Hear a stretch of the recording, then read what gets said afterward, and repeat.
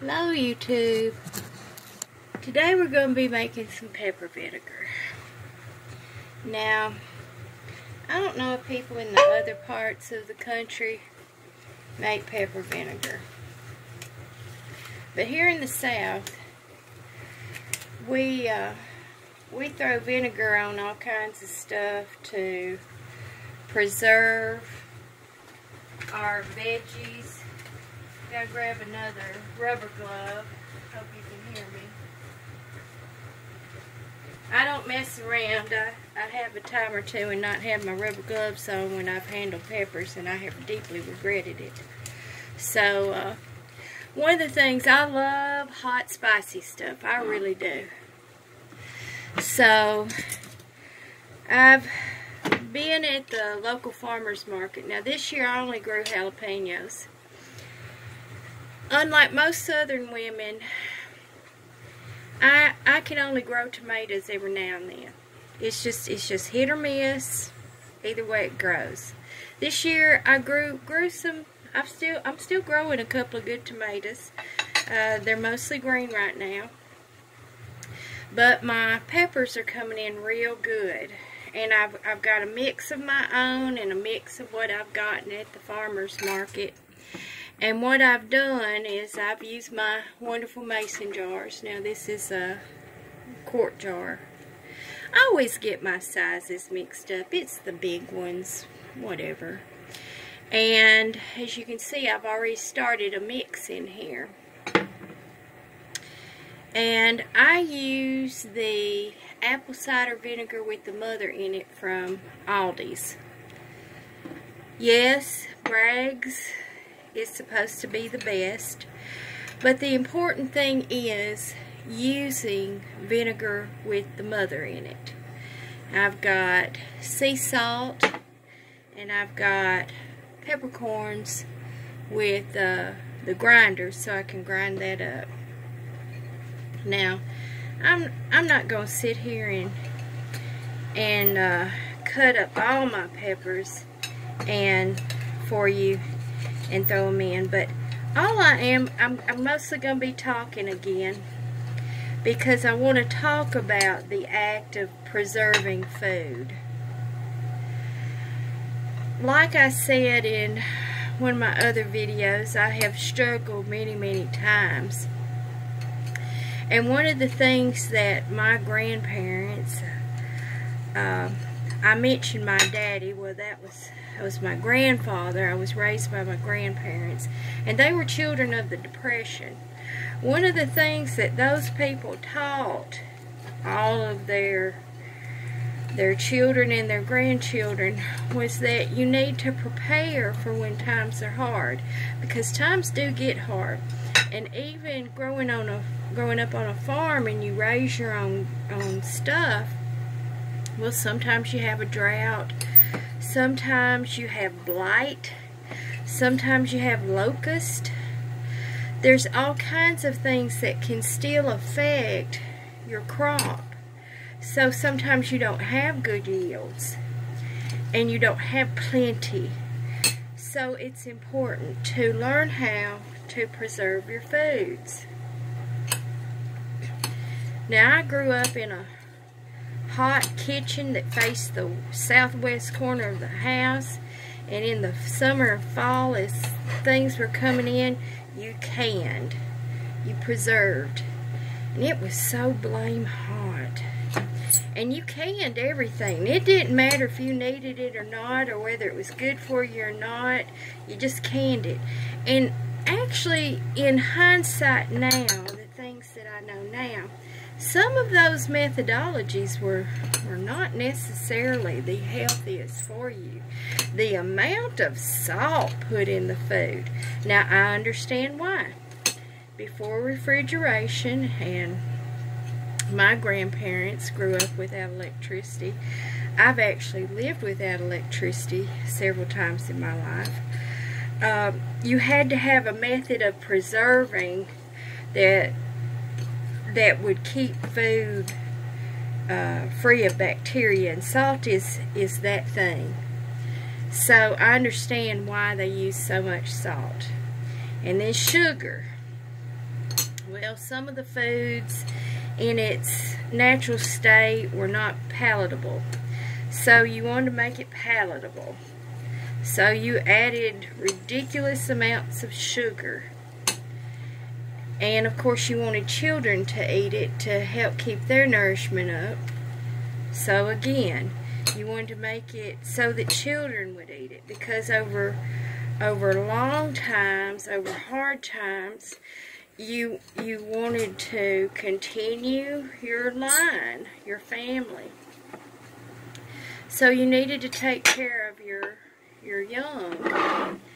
And I can look back on pictures which were very precious to my family and see there are times in those pictures that the pictures themselves tell a story of sadness, of plenty, of famine, where you have the pictures of the people they were very gaunt. They were almost skeletal sometimes. The children were very small. And in comparison with today's obesity epidemic, where even our children, I mean, I can remember being a normal-sized child and thinking I was fat, and by today's standards was nowhere near fat. Probably could have done with some extra pounds, but to look at the pictures of those children and see that they did not have plentiful food. And my grandmother, she was one of 10 children, and they sharecropped. Now I'm going to speak on something real quick. At the state line, the Tennessee-Alabama state line, and the Tennessee-Georgia state line, where there's red clay. Well, there's not a lot of stuff you can grow, but you can grow cotton. So everybody grew cotton. Everybody picked cotton. The children picked cotton. And that was a hard life. And you worked hard. Farming's hard. So the physical activity that you had, you needed a certain level of caloric intake and nutrition intake. Well, simple people didn't know about those things then like they do now. So, in preserving food, they were trying to prepare for when times were lean. Now when I do my type of preservation, which is mostly preserving nutrient-dense greens, I love nibbling on my plantain, plantago, my dandelion, my basil, my Lactuca virosa, violet leaves. I love munching on violet leaves. Things like that. And wild strawberries. And munching on wild things. One thing that's really good to eat, and I've learned to enjoy those, are maple tree seeds. The little spinners that you play with in the spring. Those are delicious on salads, or just munching on them like a snack. Dandelion blooms. Oh my goodness. I'll tell you a quick story. I have a tiny city yard. And when I say city, it's actually a town. It's not very big. It's about 8,000 people. But my yard is tiny. I have actually eaten all the dandelions out of my yard. I've had to go into my neighbor's yards to pick their dandelions when they're seeding, to try to get them to come back to my yard. My first year or two, I ate all my dandelions. I wasn't thinking. So now I know to eat the leaves more than the blooms until I get my dandelions replenished. And now I know to be more careful about my gathering of wild plants to make sure I've left some behind so that they replenish. But I preserve those things by drying. And then this other method that I use with the apple cider vinegar with the mother in it is to simply have a jar of the apple cider vinegar, and there is the usual disclaimer of you scald your jar and you boil it and sanitize it and make sure there's no germs on it, and then you pour your vinegar in, and then you start adding your whatever it is you want to make your mix of. I will be making some fire cider. Now, the fire cider recipes that I see and I have seen, that's not the exact recipe that I use. I make up kind of my own thing. And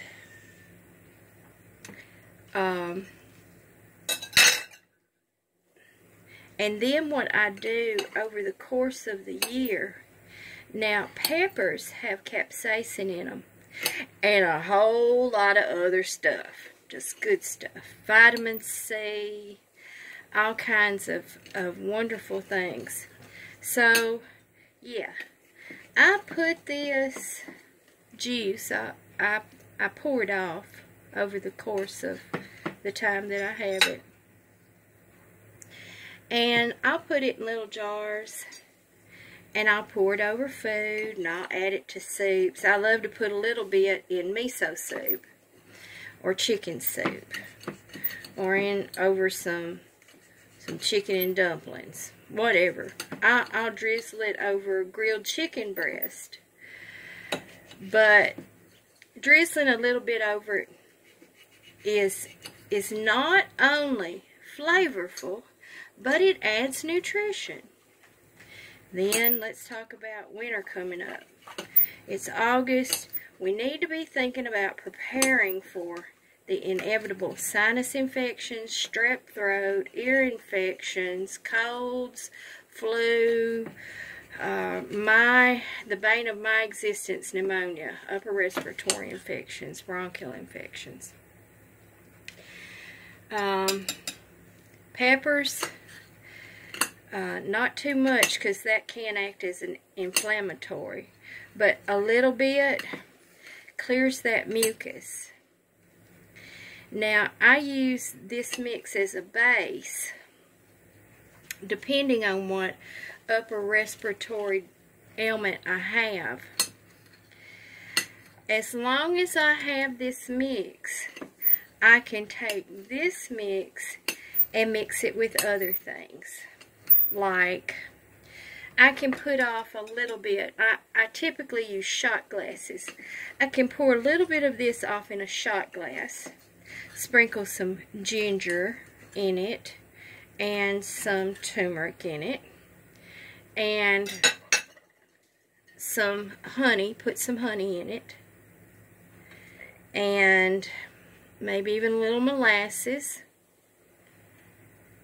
and stir it up, and even put that in some chai tea, or use it like a shot and just down it, and that acts as a boost for my immune system. I've got one more jalapeno in there, and it acts like a boost for my immune system. Now, if I want to utilize it with some dandelions, some plantago, I can sit here and tell you any number of combinations to use. But what I'm going to tell you to do is what I told you on my tea video.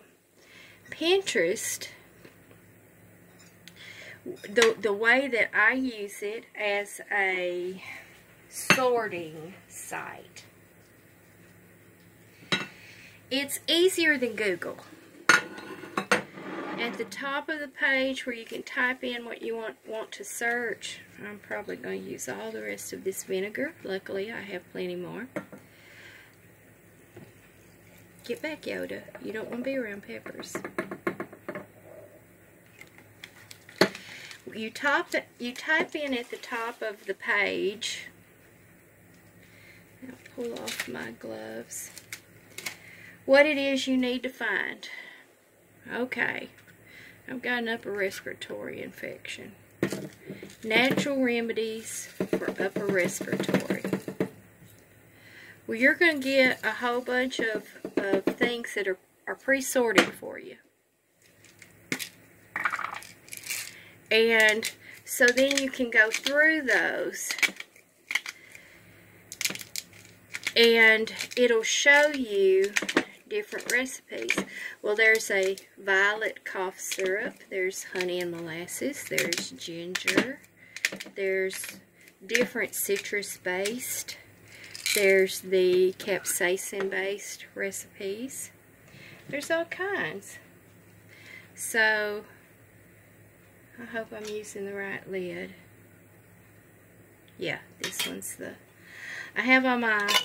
I've been working on a couple of little decoctions today. And so Pinterest has been a real boost to my knowledge level and to my homeopathic remedies, holistic remedies, herbal remedies. So when I was going through the worst part of my COPD, I'd go up to the top and type in COPD remedies. And then if I have some severe arthritis, go in and type in arthritis remedies. And my boss has rheumatoid arthritis severely, and so I've made a couple of little remedies for her based on that. So when you go onto Pinterest, you're able to locate specific things that can then help you find the exact thing that you need. So again, I'm sorry, YouTube. I'm getting into long-winded videos, mostly because I'm wanting to show you a little more intense things, like making this pepper vinegar, because it's got a lot of different benefits. So I'm going to wrap this up, and then I'll see you on the next video. Bye, YouTube.